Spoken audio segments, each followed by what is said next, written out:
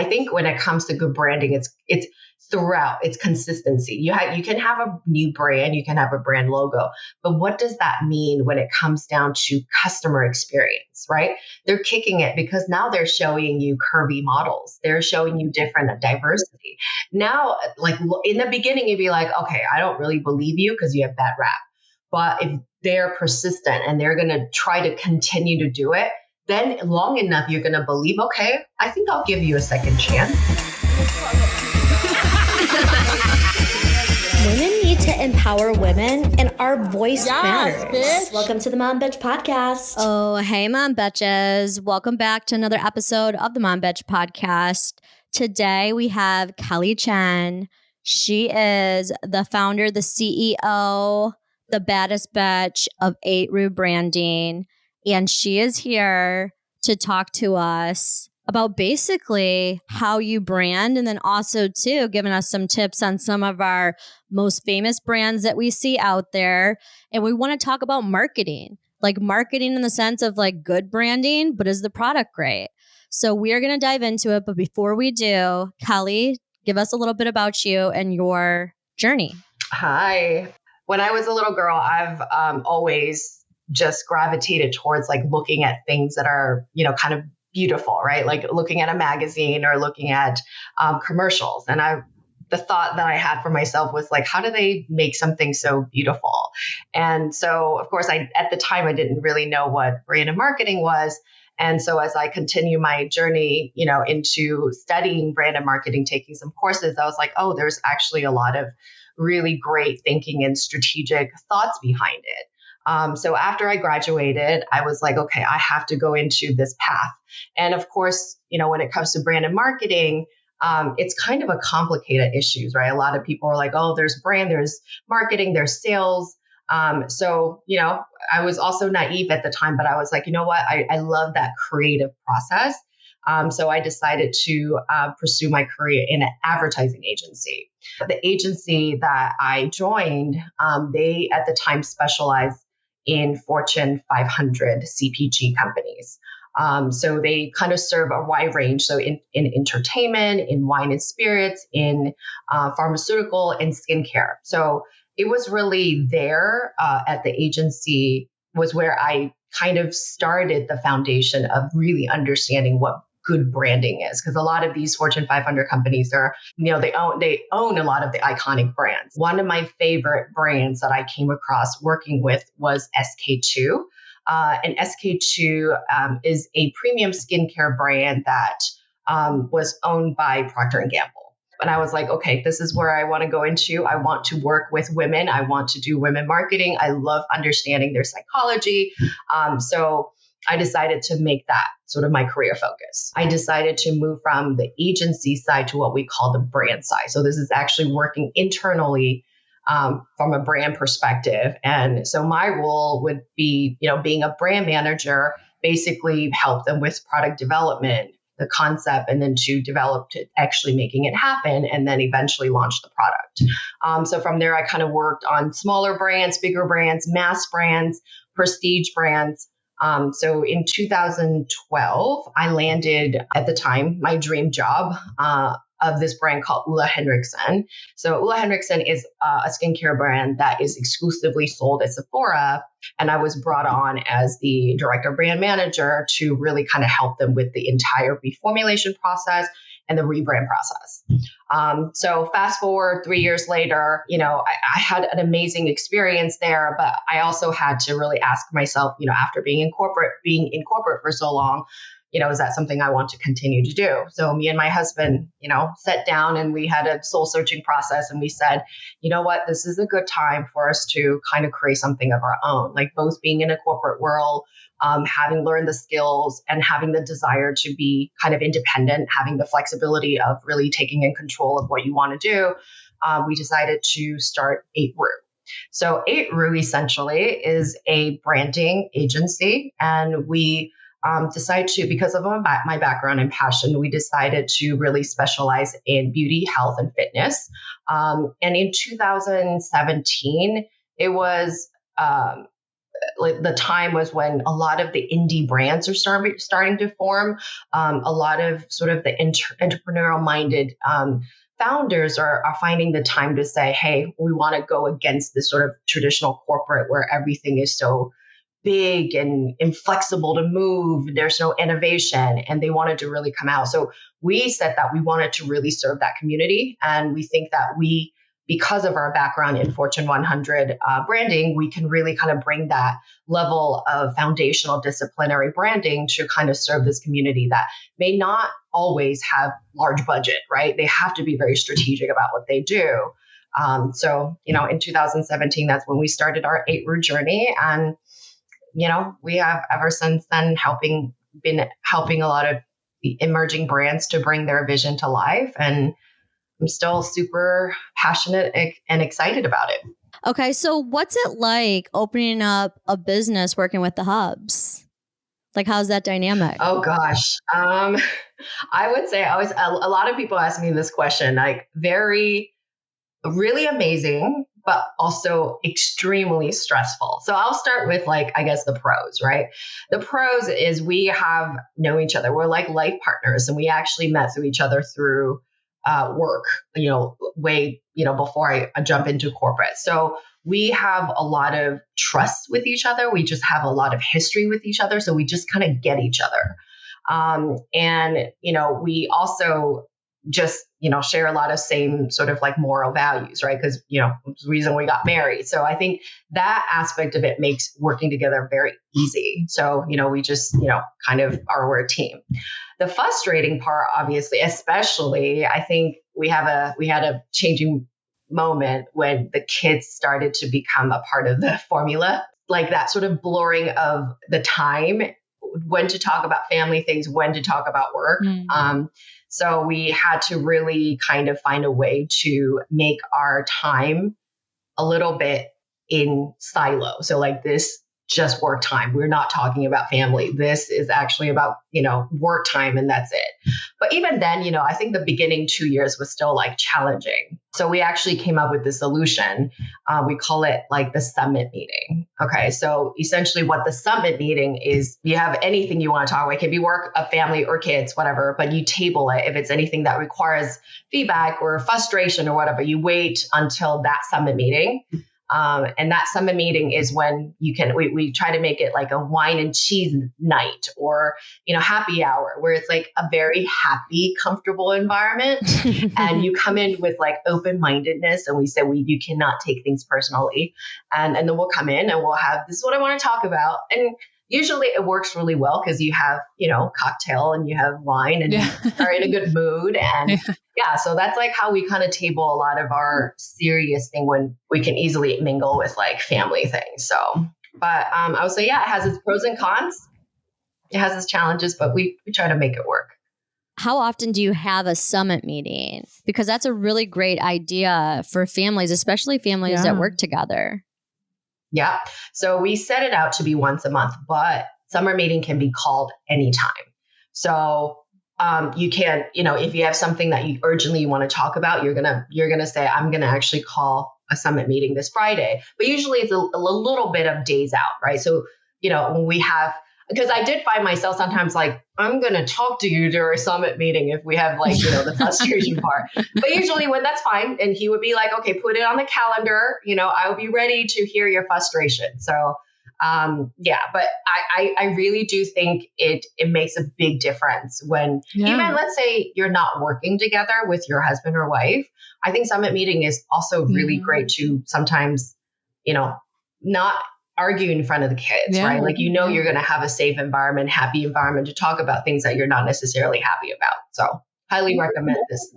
Did you read about this in a magazine or hear about this somewhere? Therapy? How did you come up with this? No, actually, my husband came up with it. We just kind of branded. I mean, we knew we kind of have to create it kind of a separate time with it, but he kind of branded so that it seems important. And we have since used this a lot with a lot of our meetings.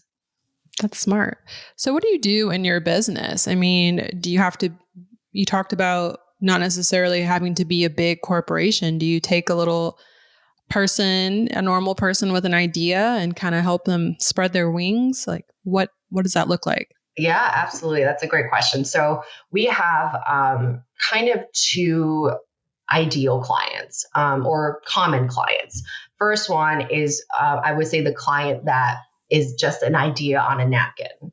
So I'll share kind of this client story. She and her dad wanted to start a skincare brand. They do have, decent funding behind it. The dad really believes his daughter and said, I'll fund you behind it, but make sure you do it right. So she came and she said, I have a vision. It's an idea for skincare. I want to be able to launch at Sephora. It's not going to happen anytime soon, but I want to be able to build it in a way that I can launch at Sephora. But I don't have the product yet. I have this idea. I need to look for a lab. I need to have a way to talk about my brand in a significant way. I don't know what it is, but I think it should be about this sort of connection between mind and skin, like mindfulness and some, wellness. She was kind of on that thing. She was like, I don't know what it is. So I basically said, great. Okay, then that's your goal. So, we started to study the Sephora landscape. We started to really look at her vision. Like, what does being mindful mean to you? Right. So in our branding process, we broke it down to majorly 3 stages. The first stage is what we call the brand strategy stage. So the brand strategy stage is where it's also what we call like the soul searching process. Like you go in, you really ask like, who are you, right? Like usually people will have kind of a general statement, but when you dig in deeper, like what does being mindful mean, right? Is it mental health? Is it just ritual practice? Like, what does that mean? So then she had to go through all of that. And then, then we that's strategy 1, soul searching, your mission, all of that. Then once you have that strategy down, then you go into the phase 2, which is what we call the visual identity. That's where all the creative, fun, beautiful parts comes in. But you have all the kind of strategy in there, what to say, this is my type of audience that would care more about mindfulness or sort of this mind, body, and wellness. What colors should we use? And then we go through that sort of phase 2 logo colors, and phase 3 is starting to have like, how do you build a website? How do you actually launch it? How do you work with influencer? Then we kind of plan the rest out. Just kind of like everything you need is a one-stop shop.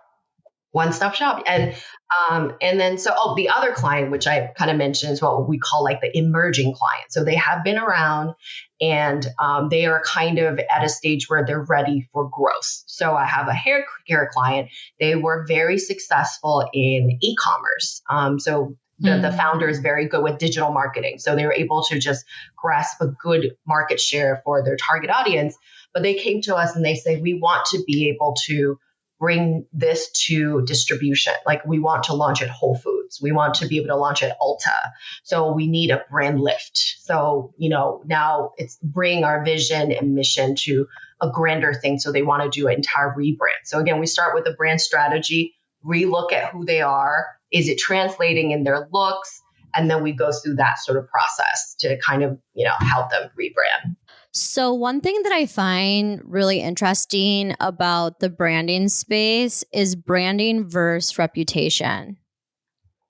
Okay. And so I have a few brands that I want to ask you that have really good branding. And I'm wondering if you can kind of connect your opinion on branding versus reputation from like your eyes. So like an example, like Victoria's Secret, right? Like they have great branding. They had, right? All of these iconic fashion shows. They have like this glamorous image and everything is recognizable. Like we all know what Victoria's Secret is, but I feel like the general public has mixed reviews on that brand. And some of it is body images, right? Like unrealistic. Yeah. And then even just like, more towards that, like unrealistic beauty standards. So like, what is your opinion of like Victoria's Secret, for example? Okay. This is such a good question. So Victoria's Secret is what I would categorize as one of those iconic brands, right? There are a lot of these iconic brands that are really big, I would say probably 20, 25 years ago. And they're iconic for a reason. And branding at the time, Victoria's Secret, they're kind of looking for this sort of aspiration. Like brand and marketing 20 years ago is all about aspiration. Like they want to build this image where you aspire to live in, right? They're getting so much backlash in the recent, like I would say 5 to 10 years, because consumer demands and consumer perception have changed drastically, right? Consumers are now saying, another reason why indie brands are huge, because consumers are saying, you're big, you're big, and you have a lot of money. I can't really trust you. Like, what is going behind that beautiful magazine or fashion show that you put together? Give me the true relatable story. So I think a lot of these big brands, especially Victoria's Secret or even like Abercrombie and Fitch, like they're kind of big around the same time, right? A lot of the consumers are going behind the door and say, what are you doing with your sustainability? Like, what's your ethic in terms of, workers, right? Especially these days, diversity, inclusivities are so big. Then when that's consumers' values, they're going to look at Victoria's Secret and say, that's not what we believe in these days, right? Where's your body? Where do you include women of all sizes in there? Right. So I think for Victoria's Secret, you can tell like they're struggling with their brand because their brand was built on such this sort of aspirational, idealistic world. So if they don't quickly change that, consumer are just going to be like, I don't believe you. Your values are not aligned with me anymore. Right. And you become outdated. So yeah. No, I love that recap because I think it's so true. Like Victoria's Secret was the thing. Like if you didn't have, I remember the pressure when I was younger, like to have Victoria's Secret everything.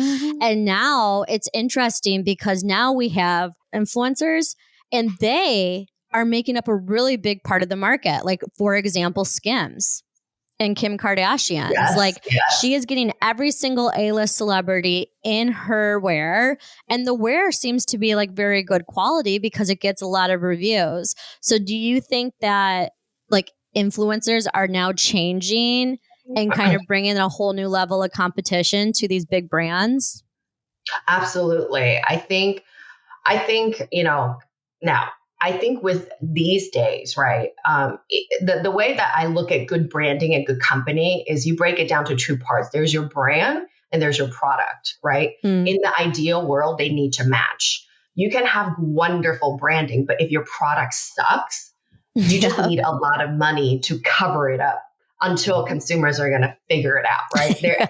Right. So let's say Kardashians, so number one, I think one of the reasons why Skims did so well is because they're on trend with the current inclusivity. Yes. Different body types, big hips, celebrate that, right? So number one, they've hit a really good relatability there with consumers.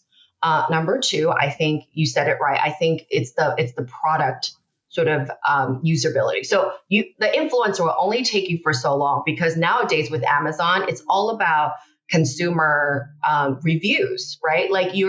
You are going to be as good as your consumer reviews. And these reviews are, hopefully they're all authentic. If they are, then that with good branding, that's what makes you a very powerful brand. So that level of sort of being real and being authentic and letting people review, that becomes such an important aspect of a good brand and good company these days, that brands need to really study that formula and make it all kind of come together. I have another brand I want to ask you about, L'Oreal. Okay. Because L'Oreal has very good branding because they just cover a wide range of beauty products. And they do have a lot of celebrity endorsements, right? Like you see a lot of L'Oreal models. But I feel like they have a mixed reputation too because of animal testing, environmental impact. So what is your opinion on the indie brands when it comes to the beauty lines? Are they taking more care of, animal cruelty, testing, etc.? Yeah. So kind of going back to my earlier about Victoria's Secret being iconic, L'Oreal is one of those brands that are back in the days, right? They have grown, they have acquired a lot of brands under their belt, right? So in particular to skincare consumers or like beauty, personal care consumers are a lot more keen in terms of ingredients, right? So ingredients not having parabens, right? The sustainability, recyclability, not testing on animals, like those become the key thing consumers are caring about. So L'Oreal, they had to go through a lot of reformulation when parabens starting to become such a big issue because they're saying it potentially could cause cancer.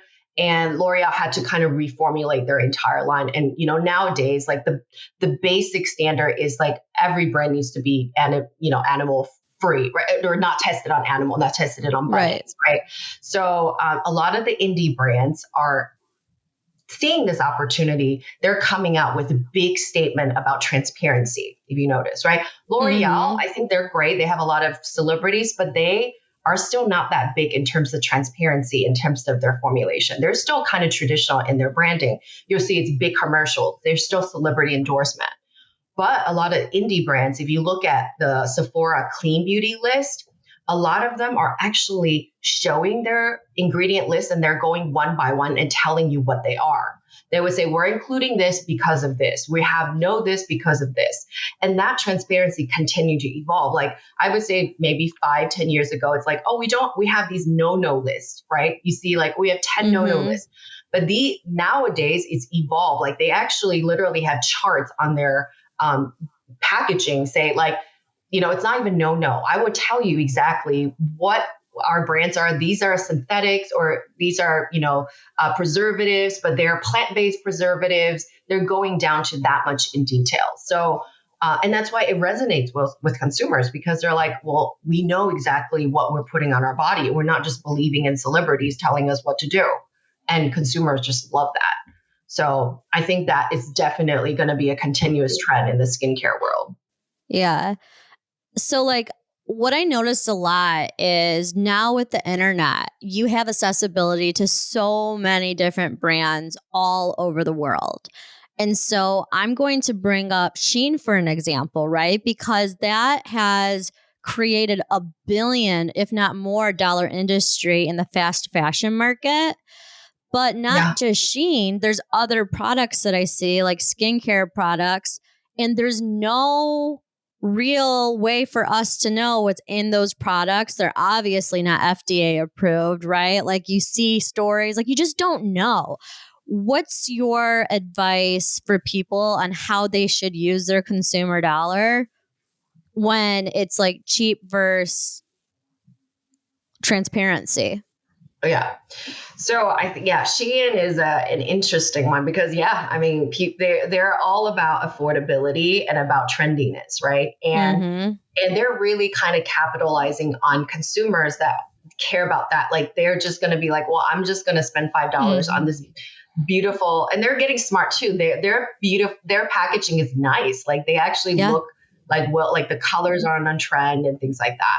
I think I would advise consumers I think it's a trend too. Like consumers need to demand. And I know Shein has gotten a lot of backlashes in the last like 1 or 2 years about, just their ethic in terms of like, how do they actually get their products? How are they able to keep all of the pricing so low and, churning out? It's like basically fast fashion, but like almost in a trashable way. Right. I think consumers need to continue to demand. And for brands, they're going to continue to, especially unethical brands, they're going to continue to churn out things if you don't challenge them, and you're going to continue to buy them. And they're going to be like, well, why do I need to change it if you're going to buy it? Right. So like I would say consumers, when, especially in this day and age about, you have so much visibility on transparency, like go and demand it or don't buy it. Like it's not healthy for you. Right. I think Shein will really need to continue, like quickly address a lot of these moral issues. Otherwise it's going to come back and bite them. I'm 100% sure. Yeah. You're talking about like rebranding. I just think of like Abercrombie, how it went from like that huge scandal when the guy who wanted just blondes that were skinny. And I hated going in that store when I was growing up. I just felt so judged. But I'll tell you what, I love shopping there now online. Mm-hmm. But it's very different. They have like they have curvy sizes, and it's just there's different ethnicities.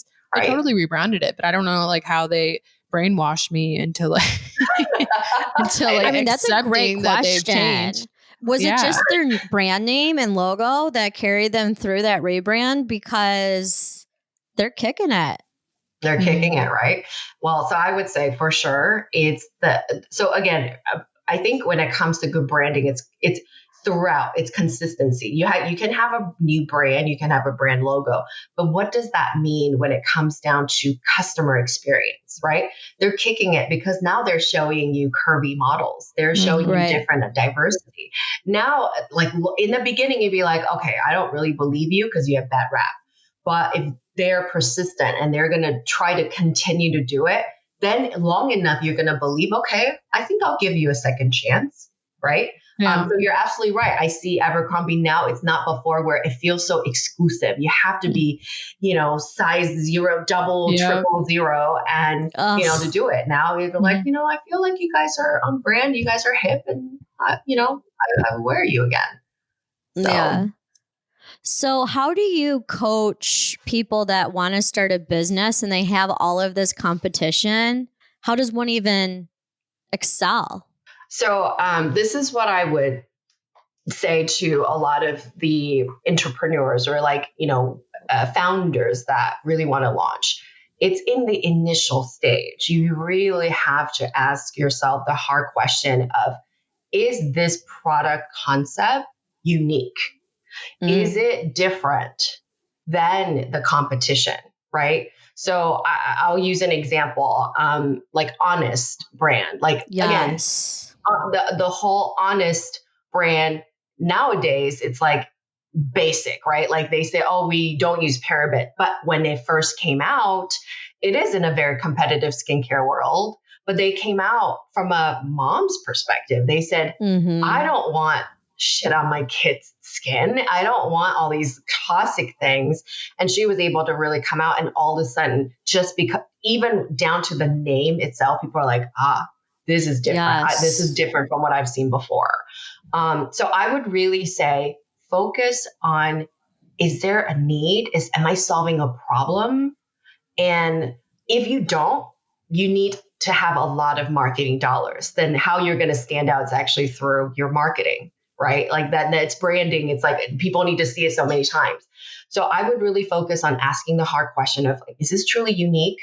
And how are you unique? And I would also encourage them, just 50 people. Okay. Before you spend money in branding agency, whatever, 50 people, you go and ask them, and these shouldn't be your friends and family to support you because they love you. These should be people that they don't know you, and you tell them this idea or give them a sample. They love it and they give you feedback and they say, I'll come back to buy it. I would say that is a good idea of thing. It will make you stand out so much easier in this competition. Just don't be another like sort of copycat brand. You just need, otherwise you just need a lot of dollars. You need a lot of celebrities to do you. So I would recommend to really do that hard searching process. I mean, I love the idea of surveying people you don't know, because so many people are biased, right? Like, and so many people lie to you and they're like, yeah. But it's like, but would you? So then I just have like a gossipy question. So Kylie Jenner Jenner even got me with them damn lip kits. And really, the only thing she did, Kelly, was overline her lip. So, like, is that what made the Kylie lip kit unique? Is that she somehow overlined her lip in a way before she actually got them done, in a way to make other women want to do that couldn't afford lip injections? Like, I'm genuinely asking, like, is that the angle? Like, or is it because she's Kylie? Like, I don't know. Like I always wondered that. Is it because Kylie Jenner wasn't that famous, and then all of a sudden that Kylie lick hit just like blew up, and I was like, was that her unique angle? Like overlining the lip, that's all it takes. So and then let me you're ask making you, how did you actually start notice? Is it your friend using it, or you actually saw her ad? So I saw her ad, and I just saw a really pretty color. And I was like, oh, I really like this color. And I purchased it. And then the product was decent. Like, it wasn't a bad product. But I followed her online. I like the website because I do digital marketing. So like every single time she did a launch, I would go and it would just be sold out. I was just so intrigued by the fact that this 20-some-year-old girl is like selling billions of dollars of lip liner. Like, it blew my mind. Yeah. So like, was it Kylie? Was it the lipstick? Was it the overline? Like, was it all of it? Like, it blew up. She's like she was at one point, I think, a billionaire. Yeah. Or estimated to be. Yeah. I think she's like, it got on the Forbes list, right?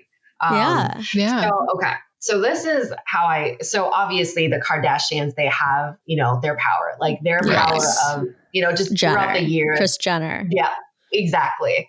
So I do think that she has that sort of star power, like already with her family, obviously.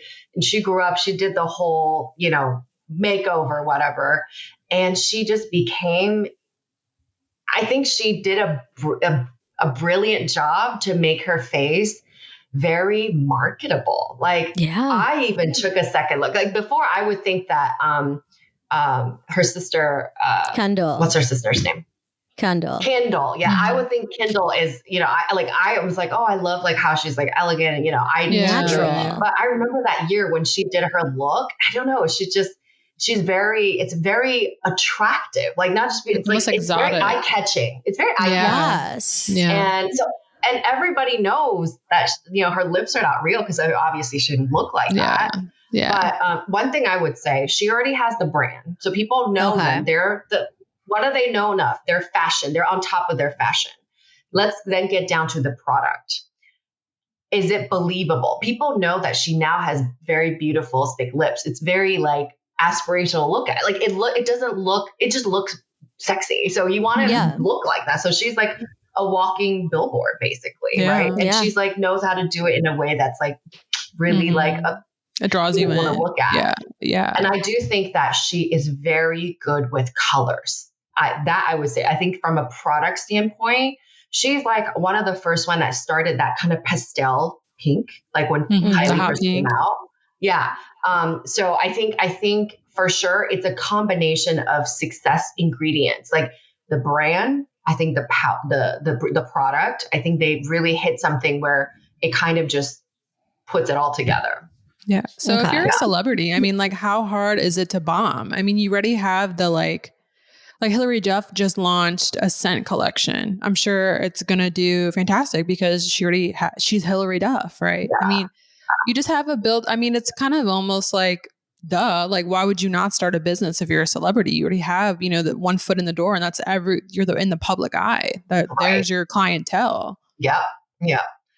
For sure. They are definitely capitalizing on their star power because they already have the brand built in. So it just has to be believable. You look at Great America. Is it Great America? I think it's the Great American. That's Chloe's line. Right? Yeah. They're very smart. I really would give the Kardashians. They know branding. Like, they know. I have Good American genes. Yeah. Right. And see, Chloe is one of out of the sisters, like, she is truly that sort of embracing the bigger size. Yeah. And it's believable for her to come out to do that. It has to be believable. Yeah. And I just thought that she did a pretty brilliant job with the brand to, really kind of truly something of her own and make a difference. She has those pants. Have you seen them that like, there's some like 0 to 6? Yes. Do you have those? Yes, I have them they'll because fit you even if you like gain or lose weight. like That's I crazy. literally I must be like a closet Kardashian freak because I have Kylie lip kits. I got Skims. Like now that you guys are talking about Good American, I'm like shit. I got those too. Like I'm like your standard bitch. Damn girl. Consumer. But let's just talk about it. They got me. Like let's just talk about Good American for a second. Why did I buy them, Cammie? Because I was like, I can gain 10 pounds one time a month. Hands down, 7 pounds difference. And then it's like 2 days after my period, I lose 5 pounds. And especially now that mid to high waist pants and I have like a thicker rib cage are popular, I am in pain with my pants sometimes if I don't have a little give. And so I was like, okay, Chloe. Yeah. Okay, like you have pants that go from like size 6 to 10. Let's do it. And they're very comfortable. I mean, they're not the fit that I absolutely like. Okay. Oh my gosh, I got to get 16 pairs of these. Okay. That's fair. But I mean, on a day where you're having like bloating or you might go out and have a bigger meal, like they grow with you and they're still like snug. If you were like a size 0 and you got pregnant, could you wear them still? Yeah. I mean, like they stretch, and it's not like a. That's ingenious. It's not like a elasticy stretch, but like that's her product. Like to Kelly's point, is not just on brand and inclusive, but it's unique because she marketed it 6 to 10. 0 to 4 or whatever it may be.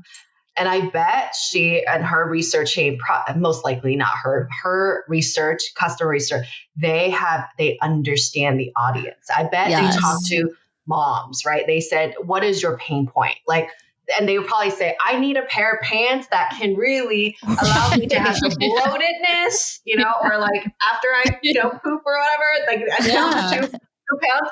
And they're like, this is a great concept. That's come up with a pair of pants that allows that. And it's genius because that customers hear it. They're like, love it. This is what I need. So it is brand, product, understanding of consumers. And that's where the magic happens. There we go. What brand right now do you think is just crushing it? Okay. So I don't know. Have you guys heard of Ninja Creamy? No. Yeah, like the ice cream maker? The ice cream making, yeah. Yeah, they have it at Costco.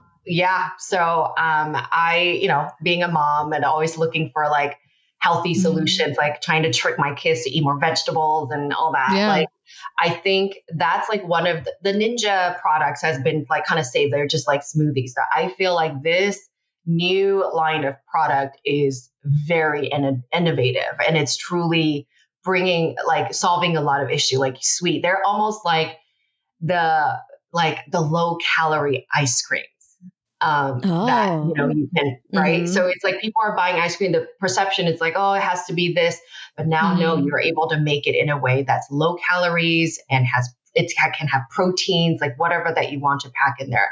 So I know they were like sold out for like almost half a year. And I just got it as a birthday gift. So I was, nice. Looking into them and I was like, that's actually a pretty good innovation from like the Ninja family. Yeah. So I'm all about good branding because I'm very much over this like a good brand, but your product is like misleading.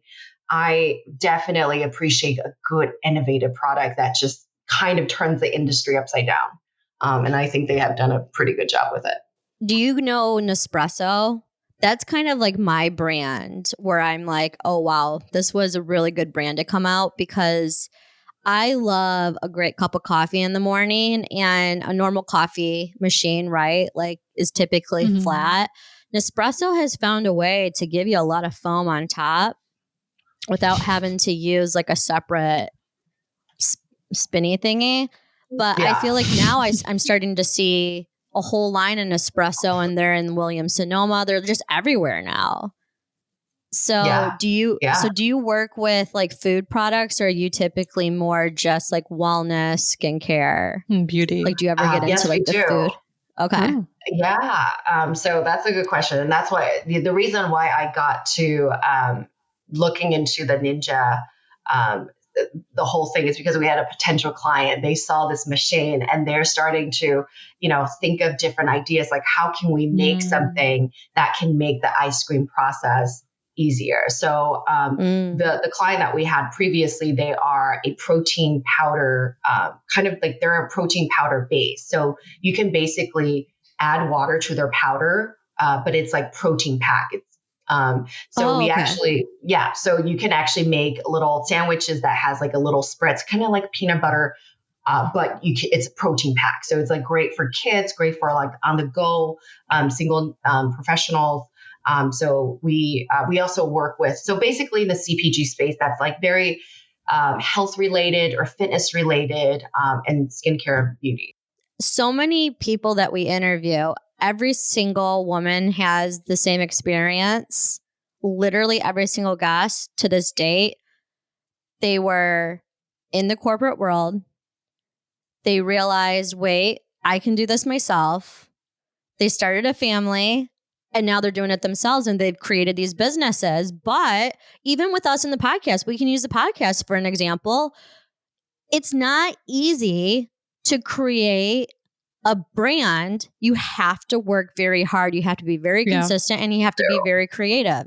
Like, look at us. Like, we're not stars. Most podcasts that go viral like that, they're celebrities. We're not. So for us, we have to take a time to make sure we have a good website, right?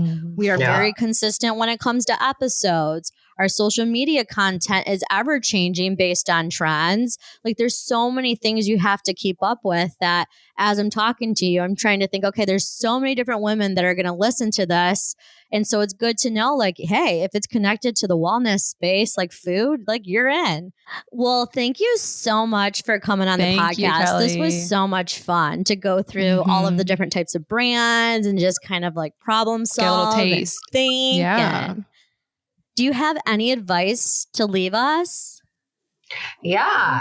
Thank you so much for having me. Okay, so I thought about this. So I'm actually in the process of putting this document together because I'm also trying to think, how can I create value to a lot of these sort of potential, entrepreneurs.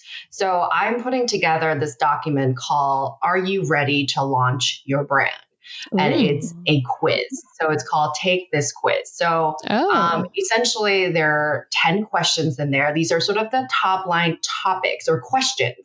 It's going to ask like, do you have your audience down? And I'm going to provide a quick tip to say, this is how you should be approaching your audience, right? It's going to be a yes or no for a 10 question. And in the end, you'll get like, are you 1 to 3? Okay, you might not necessarily be ready yet. Or are you 5 to 7? You're almost there, push it through, right? But every single question, I'm going to have a little tip to kind of guide people through to asking these sort of key critical questions. And also the 10 questions, great for you to kind of see the roadmap from a concept to launch, and say, hey, it's not easy work. It's 10 questions, but every single question has a lot of like little tips or a lot of little steps in it. So, but what's great is it gives people a good idea and say, is this something for me or this is not something for me? So, when, it's in the making, once I'm done, I would love to share it with your listeners. It's actually going to be on our website. People can, quickly just download it, test, take the test and see where they are in the whole business journey. It's amazing. So, that's incredible. Really helpful. That's awesome. Yeah. Yay. Well, we'll make sure to have all of your information linked in the bio, including all of your social media, so that people can continue to follow you. And we just appreciate your time so much. Thank you. Thank you so much. Until next time. Yay. If you are loving the Mom Betch podcast, we really want your help to like, subscribe, and rate wherever you listen to your podcast so that we can get more Mom Betches to find us. But I have to give a shout out here for a second. Did you notice the quality of this podcast audio? That's because we have a podcast editor. Miraculously enhance your audio, get custom edits based on your preference, and let your podcast editor make the episode sound so much better with her audio content optimization. If you have a podcast or want one, talk to Taya, our podcast editor. She can help you strategize, edit, make social content, and keep you on track to make sure you have the very best show. AI can only do so much, so treat yourself and set up a free meeting with Taya to see how she can help you with your podcast. Go to tayachura.com/podcast. That's TEACHURA.com/podcast. Women need to empower women, and our voice matters. Bitch.